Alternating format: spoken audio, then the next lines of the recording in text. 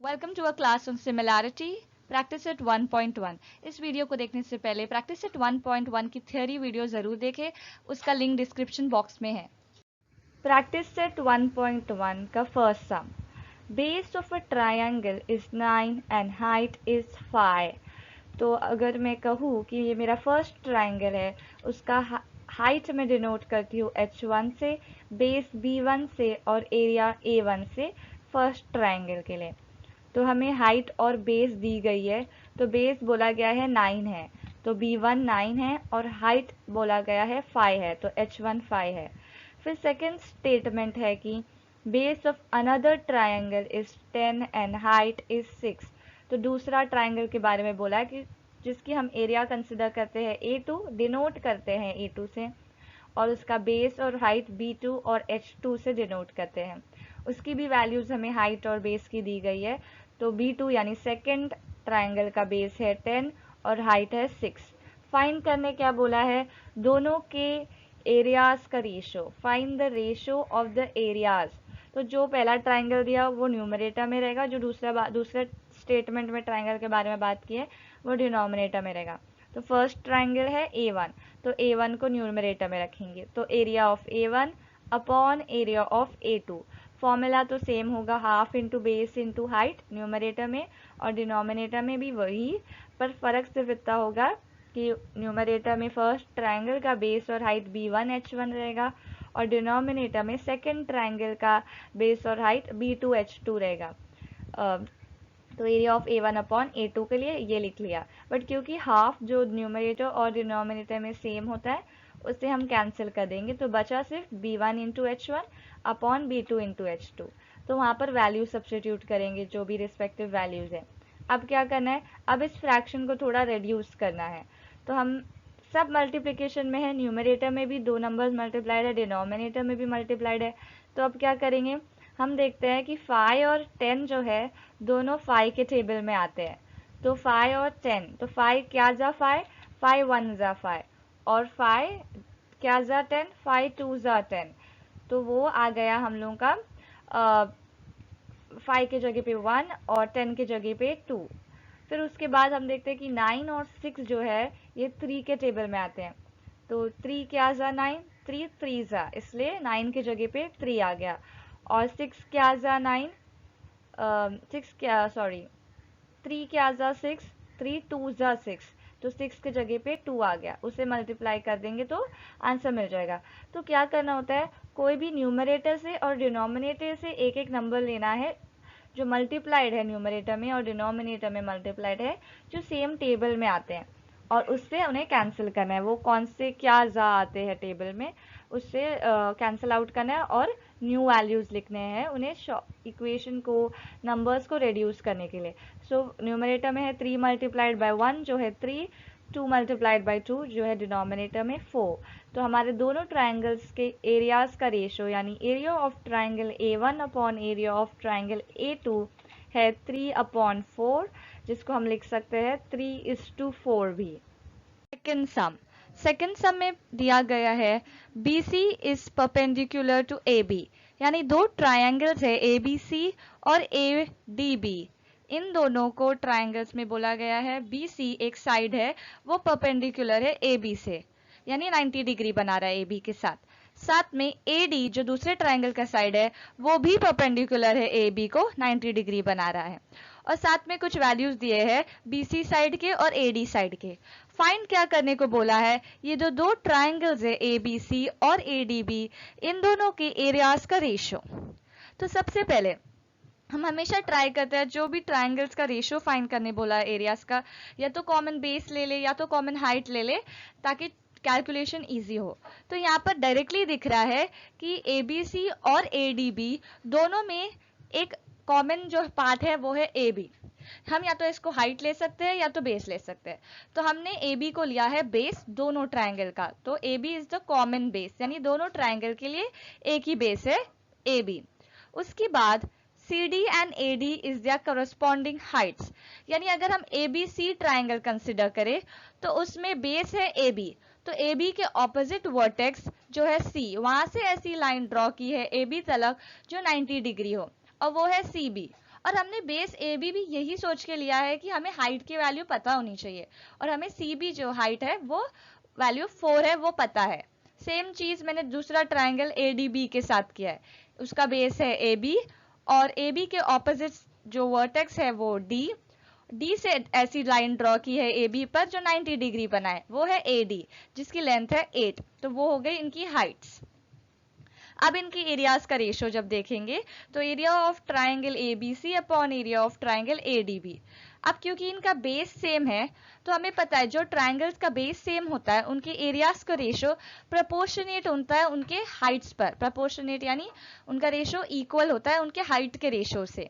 तो हम यहाँ पर हाफ तो वैसे भी कैंसिल हो जाता है न्यूमरेटर डिनोमिनेटर में फॉर्मूला के हिसाब से, और फिर दोनों का बेस सेम है तो वो भी कैंसिल हो जाता है न्यूमरेटर और डिनोमिनेटर में, बचता है दोनों का हाइट।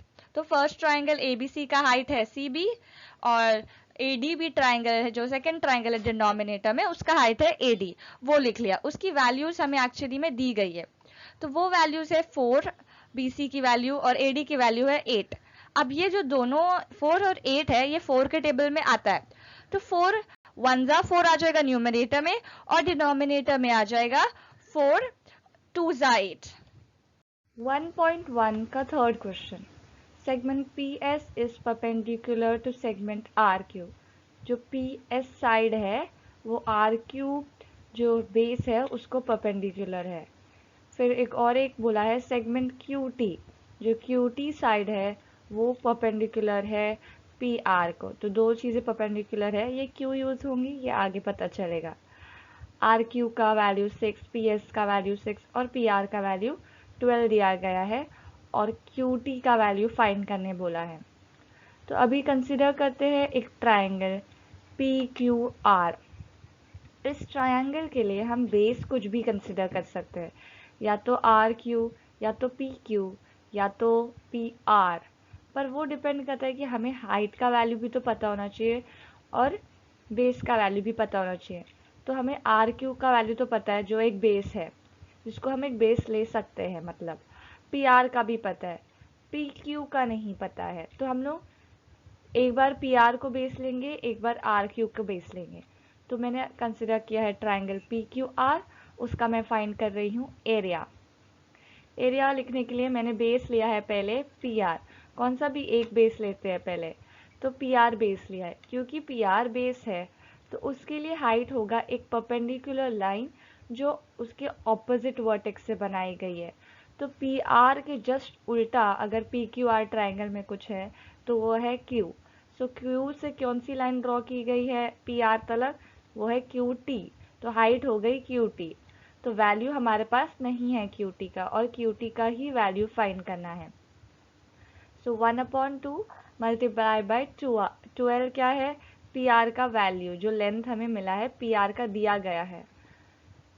अभी 12/2 बचा है, जो 2 6 जा 12 होता है, इसलिए ये कैंसिल हो जाएगा। 2 1 जा 2, 2 6 जा 12। तो हमारे पास फर्स्ट इक्वेशन आया है 6QT। तो यहाँ पर हमने यूज़ किया सिर्फ एक गिवन वैल्यू जो है PR की 12, बाकी हमारे पास और भी दो गिवन वैल्यूज़ है RQ और PS की। तो इन्हें भी यूज़ करने के लिए हम एक बार एरिया फाइंड करेंगे PQR का, पर अब बेस कुछ और होगा। अब बेस रखेंगे हम RQ को। अगर मैंने RQ को बेस रखा है तो RQ का ऑपोजिट वर्टेक्स है P से ऐसी लाइन जो RQ पर आ रही है और 90 डिग्री बना रही है, तो वो एक ही लाइन है, वो है PS। भले ही वो RQ पे है नहीं, उसको हम एक्सटेंड करेंगे RQ को ताकि हमें वो परपेंडिकुलर लाइन RQ पे आए। तो एक्चुअली में RQ हमारा बेस है और उसके लिए उसकी हाइट होगी PS, क्योंकि वही एक परपेंडिकुलर लाइन उस पर ड्रॉ की जा सकती है। तो RQ हम लोगों का लेंथ वही रहेगा, 6 ही कंसिडर करेंगे, पर हाइट के लिए हम PS कंसिडर करेंगे। अब उसमें वैल्यूज डालेंगे दोनों की। 6 6 जा होता है 36/2 और 36/2 होता है 18। 2 18 जा 36। तो अभी दो वैल्यूज है मेरे पास। दोनों वैल्यूज जो है 1 और 2, ये दोनों ट्राइंगल PQR के एरियाज है। इसलिए क्योंकि ये 1 इक्वेशन भी एरिया है, सेकेंड इक्वेशन भी वही ट्राइंगल का एरिया है, इसलिए दोनों इक्वल होना चाहिए। तो मैंने इक्वल किया है 6 multiplied by Q T equal to 18। Q T का वैल्यू फाइंड करना है, इसलिए 6 जो मल्टीप्लाइड है उसे राइट हैंड साइड पे भेजेंगे तो वो डिवाइड हो जाएगा। 18 डिवाइडेड बाई 6 और 6 3 ज़ा 18 होता है, इसलिए हमारा आंसर है 3 यूनिट्स। हमें एक्चुअली पता नहीं है कि पीएस का वैल्यू सेंटीमीटर है कि मीटर है कि क्या है, इसलिए हम लिख नहीं सकते कि 3 मीटर या 3 सेंटीमीटर, हम लिखेंगे 3 यूनिट्स।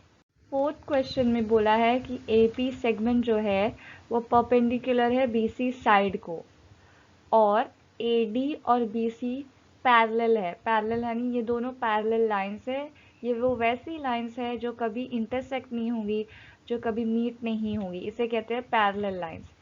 हमें फाइंड करना है दो ट्रायंगल्स के रेशियो एरियाज का। तो वो कौन से दो ट्रायंगल्स बोला है? ट्रायंगल ABC और ट्रायंगल BDC। अब सबसे पहले ये पैरेलल लाइंस में ही क्यों रखा गया ये दो ट्रायंगल्स को अंदर? क्योंकि एक प्रॉपर्टी होती है पैरेलल लाइंस की। तो ये जो AD और BC पैरेलल है ये हमें दिया गया है, और ट्रायंगल ABC और BCD ये दोनों भी इन दोनों पैरेलल लाइंस के बीच में है। और ये ट्रायंगल्स पूरा जो पैरेलल लाइन है उसको टॉप टू बॉटम तक है, ऐसा नहीं कि बीच में किधर है। ट्रायंगल ABC का जो पॉइंट A है वो ऊपर वाली पैरेलल लाइन में है, और जो बेस है ट्रायंगल ABC का BC वो दूसरी जो नीचे पैरेलल लाइन है उसके ऊपर है। सेम चीज़ BCD ट्रायंगल के साथ भी, जो BCD ट्रायंगल का टॉप पे पॉइंट है वो है D, वो ऊपर वाली लाइन को टच कर रहा है, और BC जो बेस है दूसरे ट्रायंगल का वो भी नीचे वाली लाइन को टच कर रहा है, पैरेलल लाइंस को, यानी ये पूरा कंप्लीट पैरेलल लाइंस के बीच में है। तो एक प्रॉपर्टी होती है ऐसे ट्रायंगल्स की कि ऐसे ट्रायंगल्स का हाइट सेम होता है। तो जब भी कोई दो ट्रायंगल्स या तीन ट्रायंगल्स है जो पैरेलल लाइंस के बीच में हैं और पूरा पैरेलल लाइंस को कवर करते हैं ट्रायंगल बनाते समय, तो वो दोनों ट्रायंगल्स की हाइट जो होती है वो सेम होती है। और बेस के बारे में क्या देखते हैं? तो एक है ट्रायंगल ABC, तो बेस हुआ BC, और दूसरा ट्रायंगल है DBC, यानी इसमें भी बेस BC है, तो बेस भी सेम है, उन दोनों के पास एक कॉमन बेस है, सेम बेस है BC। तो अभी रेशियो फाइंड करेंगे उनके एरियाज का, तो बेस भी सेम है और हाइट भी सेम है, और half into base into height होता है फॉर्मूला, तो हाफ हाफ कैंसिल हो जाएगा न्यूमरेटर डिनोमिनेटर में, हाइट हाइट कैंसिल हो जाएगी क्योंकि दोनों की हाइट भी सेम है, और दोनों की बेस भी सेम है तो बेस बेस भी कैंसिल हो जाएगा, तो बचेगा हमारे पास सिर्फ 1। तो इन दोनों के एरियाज का रेशियो है 1। Basic proportionality theorem. तो ये थ्योरम क्या कहता है? If a line parallel to side of a triangle, यानी एक ट्रायंगल को हम एक पैरेलल लाइन बना रहे हैं। सपोज मैं ट्रायंगल ABC लूँ, इसको कोई भी एक साइड को एक पैरेलल लाइन बनाए। सपोज हम बना रहे हैं BC को एक पैरेलल लाइन L, तो ये जो लाइन L है ये BC जो सेगमेंट है ट्रायंगल का एक साइड है नीचे वाला बेस, उसको पैरेलल है, यानी BC और लाइन L आप कितना भी एक्सटेंड कर दो ये दोनों इंटरसेक्ट नहीं करेंगे।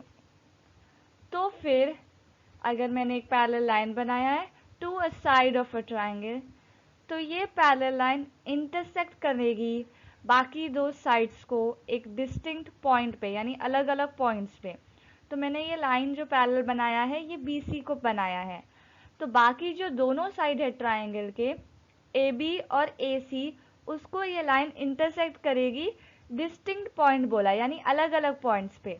जैसे AB है तो उसको ये पॉइंट P पे इंटरसेक्ट कर रही है लाइन L, AB पे जो पॉइंट P है वहां पर AB और लाइन L मिल रहे हैं, और AC को ये लाइन Q पॉइंट पे इंटरसेक्ट कर रही है, जो AC साइड है उसको Q पॉइंट पे लाइन L मीट कर रही है, यानी दो अलग अलग पॉइंट्स पे। ऐसा नहीं है कि साइड AB और साइड AC को एक ही पॉइंट पे दोनों को मीट कर रही है, दोनों को अलग अलग पॉइंट्स P और Q पे मीट कर रही है, इसे कहते हैं डिस्टिंक्ट जगह पे मीट करना। Then the line divides the sides in the same proportion, यानी अगर ऐसा कुछ है तो फिर ये लाइन वो जो दोनों साइड है जिसको ये लाइन इंटरसेक्ट कर रही है वो दोनों साइड को सेम प्रपोर्शन में डिवाइड करेगी। सेम प्रपोर्शन में डिवाइड, यानी AP अपॉन PB जो होगा, जहां पर इंटरसेक्ट हो रहा है ना वहां रुक जाने का। AP एक सेगमेंट बन गया, PB दूसरा सेगमेंट बन गया। ये जो रेशो रहेगा AP अपॉन PB, ये इक्वल होगा दूसरे साइड के रेशो से, जो है AQ अपॉन QC। ये हमें बताना है कि AB upon PB equal to AQ upon QC। इसे कहते हैं कि ये लाइन जो है ये डिवाइड कर रही है दोनों साइड को सेम प्रपोर्शन में। सेम प्रपोर्शन यानी इन दोनों का अगर रेशो ले तो वो इक्वल है, इसे कहते हैं सेम प्रपोर्शन। तो अब इस थ्योरम को प्रूफ कैसे करेंगे? तो पहले हम देंगे, गिवन लिखना होता है थ्योरम्स के लिए, गिवन टू प्रूफ ऐसे लिखा जाता है। तो सबसे पहले गिवन हमें ये दिया गया है कि एक ट्राइंगल है ABC, उसको एक लाइन L पैरेलल है BC साइड पर, और ये लाइन L इंटरसेक्ट कर रही है AB को पॉइंट P पर और AC को पॉइंट Q पर। ये तो हमने पहले भी देख लिया था। अब प्रूफ क्या करना है? प्रूफ ये करना है कि जो साइड्स को ये लाइन इंटरसेक्ट कर रही है उन्हें ये प्रपोर्शन सेम प्रपोर्शन में डिवाइड करती है, जो है टू प्रूफ AP यानी एक साइड का जो पॉइंट पे इंटरसेक्ट हो रहा है उसका ऊपर हिस्सा डिवाइडेड बाय, या फिर रेशो लेना है किसके साथ? PB के साथ, पॉइंट P के नीचे वाला हिस्सा जहाँ पर लाइन डिवाइड कर रही है वो इक्वल है दूसरे साइड के साथ सेम चीज, जो पॉइंट पे इंटरसेक्ट कर रही है पॉइंट Q, वहां से हम उस साइड को डिवाइड कर देते हैं AQ अपॉन QC। तो अब ये थ्योरम प्रूफ करने के लिए हम एक कंस्ट्रक्शन करेंगे। कंस्ट्रक्शन यानी कुछ एक्स्ट्रा कर रहे हैं हम, गिवन जो दिया हुआ है उसमें कुछ ज़्यादा कर रहे हैं। तो हम एक सेगमेंट ड्रॉ करेंगे PC, P से पॉइंट C तक एक कनेक्टेड एक सेगमेंट ड्रॉ करेंगे, और दूसरा सेगमेंट ड्रॉ करेंगे BQ, B से Q तक एक सेगमेंट ड्रॉ करेंगे। इस वीडियो को लाइक करिए, चैनल को सब्सक्राइब करिए, कमेंट्स में डाउट पूछ सकते हो और इस वीडियो को शेयर भी करें।